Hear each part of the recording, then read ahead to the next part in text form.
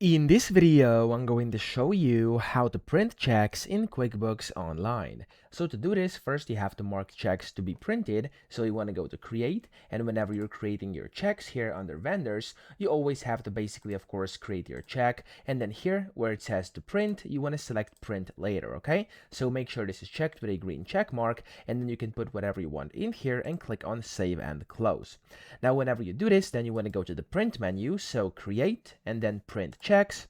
And then whenever you do this over here, you can basically select a check type and print a sample. So you can select voucher or standard over here. You can also order checks from Intuit if you want to. You can then basically follow these instructions over here. You can preview the print samples, stuff like that.